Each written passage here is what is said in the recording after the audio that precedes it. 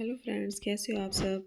आज के जो हमारे पेंडिंग टॉपिक थे एक्सचेंज रेट के, वो शुरू करते हैं। हमारा है पहले फ्लेक्सिबल एक्सचेंज रेट के impact of demand and supply. Flexible exchange rate हमने कर लिया था, लेकिन उसके इम्पैक्ट रहते थे डिमांड और सप्लाई के, कि अगर डिमांड और सप्लाई में क्या है, अगर डिमांड इंक्रीज या डिक्रीज़ हो जाती है या सप्लाई में चेंजेस आती हैं तो उसका क्या इम्पैक्ट पड़ेगा हमारी एक्सचेंज रेट पे। तो चलो शुरू करते हैं। पहले हमारा फ्लेक्सिबल एक्सचेंज रेट क्या थी वो हमने ऑलरेडी पहले कर लिया था। ये फ्लेक्सिबल एक्सचेंज रेट या फ्लोटिंग एक्सचेंज रेट सिस्टम क्या होता है, the value of currency is determined by market force. हमने पहले ही क्लियर कर दिया था जी आपको कि जो फ्लेक्सिबल एक्सचेंज रेट होती है उसमें क्या होता है कि जो हमारी डिमांड और सप्लाई कर्व होता है उसके बेस के ऊपर ही हमारी एक्सचेंज रेट आती है, और ये फ्लेक्सिबल होती है, इसमें गवर्नमेंट इंटरफेयर नहीं करती। तो इसमें आगे क्या है कि when demand for foreign exchange increase. अब सपोज करो कि अगर मार्केट के अंदर फॉरेन एक्सचेंज की डिमांड इंक्रीज हो जाती है, ठीक है, अगर डॉलर की डिमांड इंक्रीज हो जाती है तो उसका हमारी इकॉनमी के ऊपर क्या इम्पैक्ट पड़ेगा, ठीक है, उसके बारे में हमें बात करनी है। तो जब सबसे पहले इसका देख लेते हैं meaning. People want more currency. अब अगर फॉरेन एक्सचेंज करेंसी की डिमांड इंक्रीज़ हो रही है तो क्या करेंगे, people want more foreign currency. इसका मतलब क्या है कि डिमांड क्या होगी, इंक्रीज़ होगी, पहले से ज़्यादा डिमांड कर रहे हैं। क्यों कर रहे हैं, हो सकता है कि उन्होंने गुड्स इंपोर्ट कर ली हो सकता है कि ट्रैवल अवॉर्ड, मतलब उनको फॉरेन में जाना है किसी अदर कंट्री में, तो उसके लिए डिमांड कर रहे हो। तो इसका इफ़ेक्ट क्या पड़ेगा, इसका इफ़ेक्ट पड़ेगा कि जब डिमांड इंक्रीज़ होती है किसी चीज़ की तो प्राइस क्या है उसकी इंक्रीज़ हो जाती हैं, ठीक है। तो price of foreign currency rise, ठीक है। सपोज करो कि पहले $1 मान लो 80 रुपीज़ का मिल रहा था, अब $1 मान लो 90 का मिलेगा, तो इसकी प्राइस क्या होगी, पहले से इंक्रीज़ हो गई है। Domestic currency depreciate. ओके, तो अब ये क्या कह रहे हैं कि जब डिमांड इंक्रीज़ होती है तो फॉरेन करेंसी के प्राइस बढ़ते हैं, और जब प्राइस बढ़ती हैं तो डॉलर क्या हो जाएगा, पहले 80 से 90 का हो जाएगा। अब डॉलर 80 से 90 का हो जाएगा तो अब $1 के बदले जहाँ हम 80 रुपीज़ दे रहे थे, अब $1 के बदले अब हमें 90 रुपीज़ देने पड़ेंगे। इसका मतलब रुपये क्या हो गए, हमारी डोमेस्टिक करेंसी की वैल्यू क्या हो गई जी, डाउन हो गई। जो चीज़ हमें 80 रुपीज़ की मिल रही थी अब हमें कितने की मिलेगी, 90 रुपीज़ की। तो वैल्यू क्या होगी इसकी, डाउन होगी।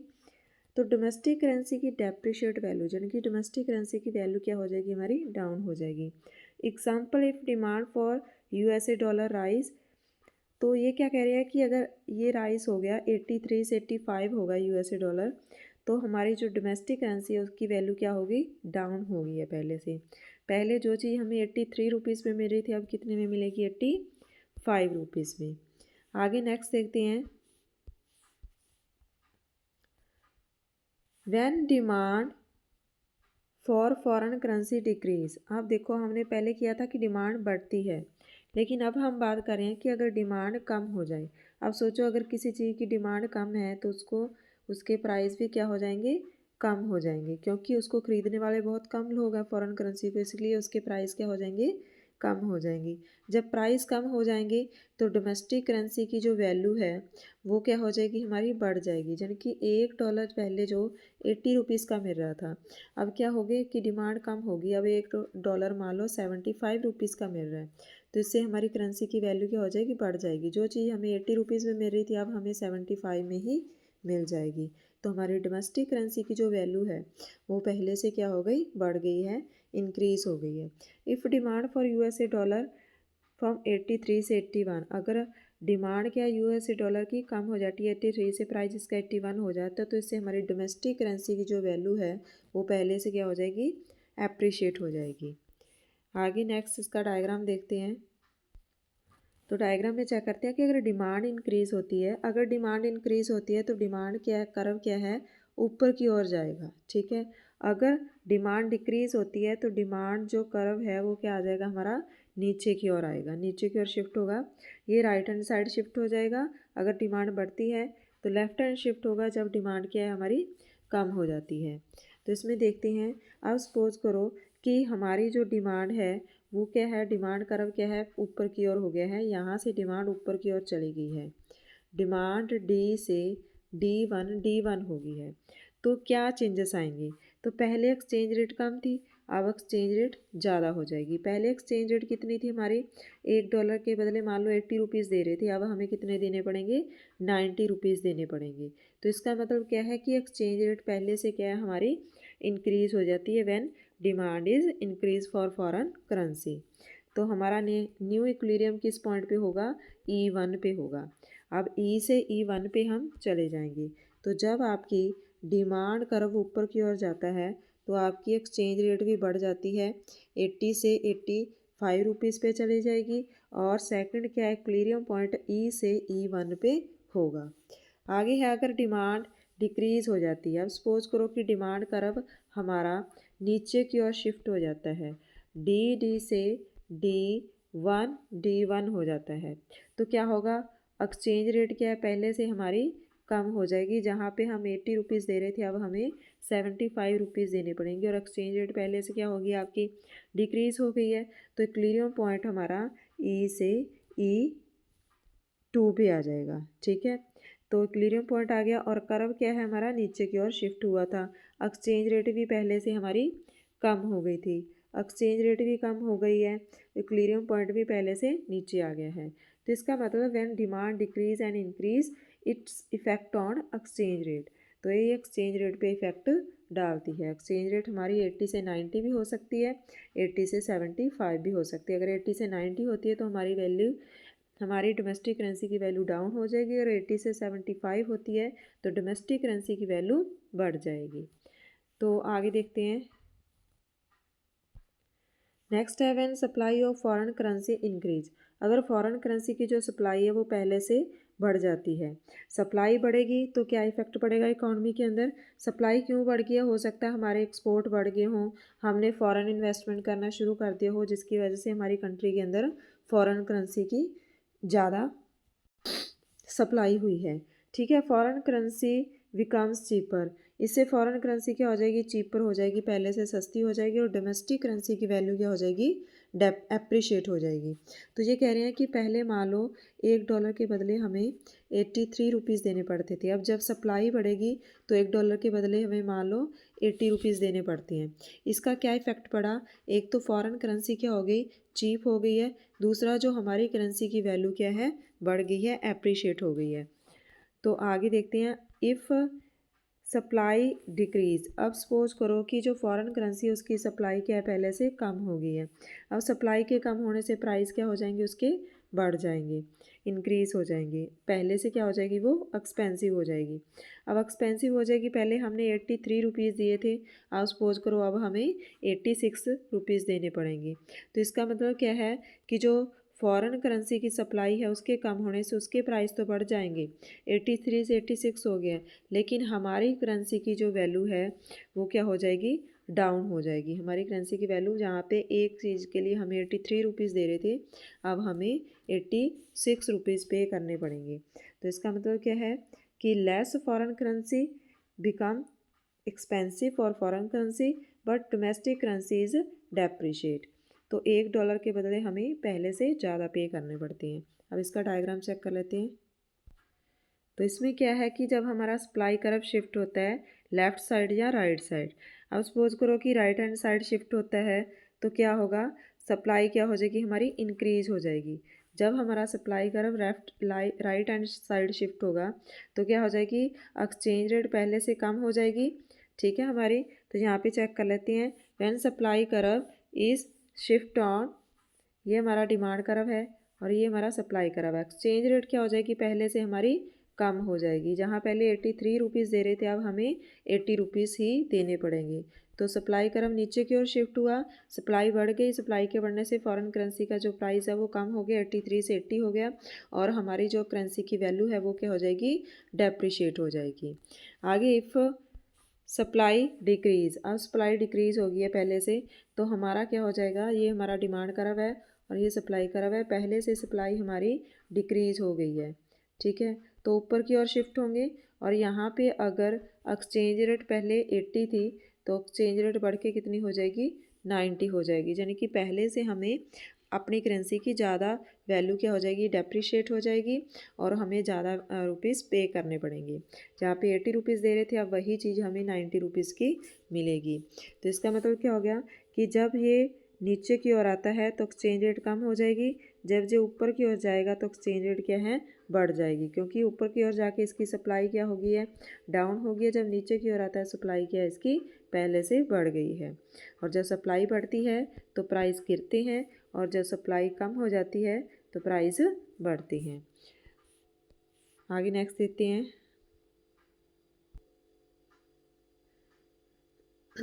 हाँ जी, अब शुरू है हमारा फॉरेन एक्सचेंज मार्केट। इसका मीनिंग, फॉरेन एक्सचेंज मार्केट क्या होती है, is a market when currency of different currency are bought and sold. तो इसमें क्या है कि अलग अलग करेंसी को या तो ख़रीदा जाता है या बेचा जाता है, जिसको फॉरेक्स मार्केट भी कहते हैं। इसके अंदर क्या है कि हमारी जो एक करेंसी है दूसरी करेंसी में अगर हमें कन्वर्ट करना है तो हम किसके अंदर कर सकते हैं, फॉरेन एक्सचेंज मार्केट में इसको हम सेल कर सकते हैं या बाई कर सकते हैं। इसके अंदर हमारे मेन पार्टिसिपेंट कौन से हैं, एक तो है पहला है हमारा commercial bank, main dealer in foreign exchange बोल देते हैं जिसको, सेंट्रल बैंक जो पूरी एक्सचेंज रेट को रेगुलेट करता है। फॉरेन एक्सचेंज ब्रोकर्स हो सकती हैं, बायर एंड सेलर बोलेंगे जिसको। एक्सपोर्टर एंड इंपोर्ट, जहाँ तो एक्सपोर्ट करती हैं जहाँ इंपोर्ट करती हैं वो भी ट्रेड करते हैं, उनको भी फॉरेन करेंसी की ज़रूरत होती है। इन्वेस्टर एंड टूरिस्ट, जहाँ जो इन्वेस्टर्स होती हैं इन्वेस्ट करती हैं, टूरिस्ट होती हैं ट्रैवल करने के लिए उनको ज़रूरत होती है। तो ये मेन्स पार्टिसिपेंट है जो इसके अंदर इन्वेस्ट करती हैं। आगे है हमारा functions of foreign exchange market. तो सबसे पहला फंक्शन है ट्रांसफ़र फंक्शन, कि हमें ट्रांसफ़र वैल्यू मिलती है। Payment for Indian importer to American exporter, अब इंडिया वाले ने अमेरिका से कुछ ख़रीदा है तो उसको पेमेंट करनी है। तो पेमेंट करनी है तो उसको क्या करने पड़ेंगे, ट्रांसफ़र करने पड़ेंगे। और ट्रांसफ़र करने के लिए उसको किसकी ज़रूरत होगी, डॉलर की ज़रूरत होगी। तो पहले वो अपनी करेंसी को डॉलर में चेंज कराएगा। तो ये कौन सा फंक्शन हो गया, ट्रांसफ़र फंक्शन। आगे है हमारा क्रेडिट फंक्शन। क्रेडिट फंक्शन में क्या है, provide short term credit to importer and exporter, a bank gives credit to trade to pay foreign bill before goods arrive.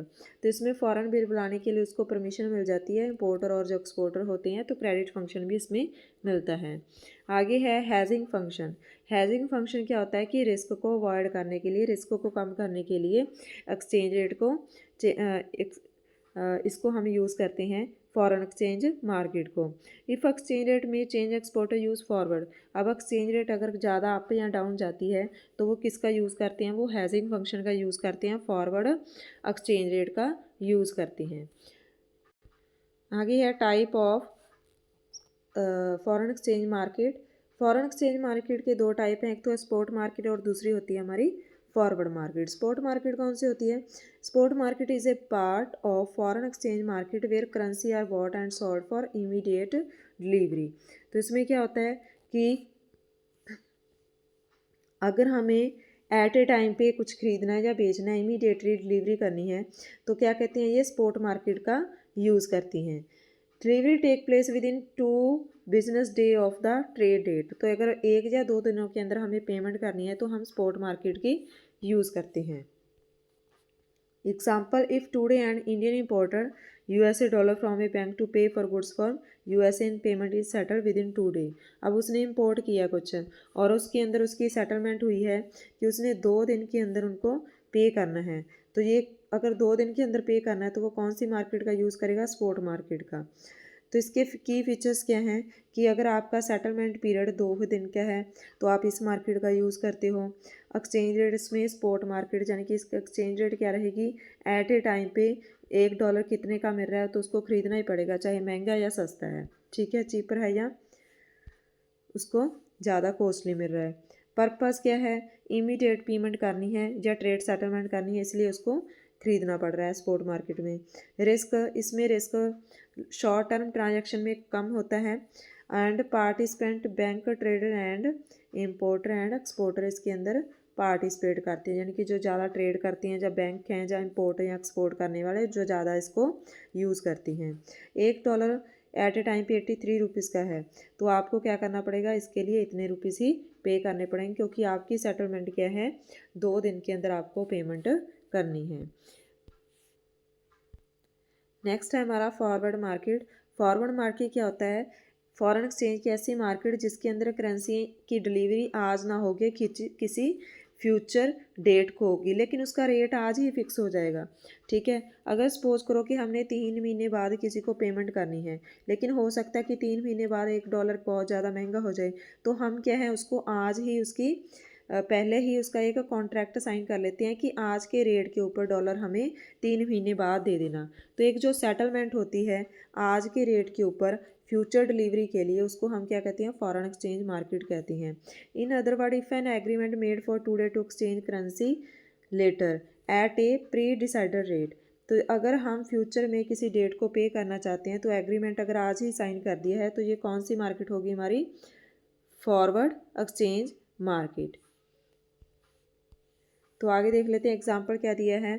Suppose and Indian importer has to pay $10,000 USA after 3 month. अगर 3 महीने बाद उसने USA dollar को पे करना है, लेकिन ही fear the rupee में डेप्रिशिएट इन दैट टाइम, तो उसको लग रहा है कि उस टाइम पे क्या है उसकी करेंसी की वैल्यू डाउन हो जाएंगी और उसको ज़्यादा पे करने पड़ेंगे।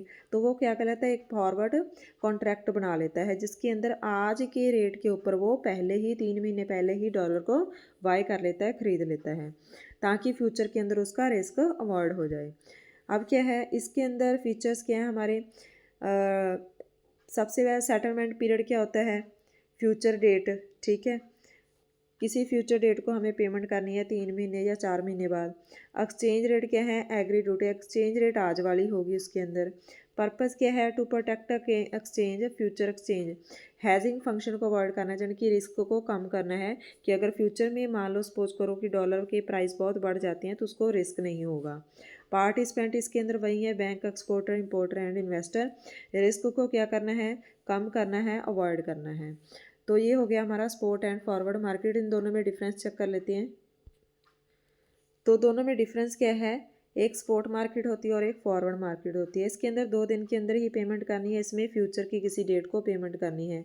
इसके अंदर करंट स्पॉट रेट लेके चलते हैं, agreed future rate. Immediate need होती है इसके अंदर, बस इसके अंदर हमें हैजिक होती है कि फ्यूचर में 3 महीने बाद या 4 महीने बाद हमें पेमेंट करनी है, फ्यूचर प्रोटेक्शन होती है।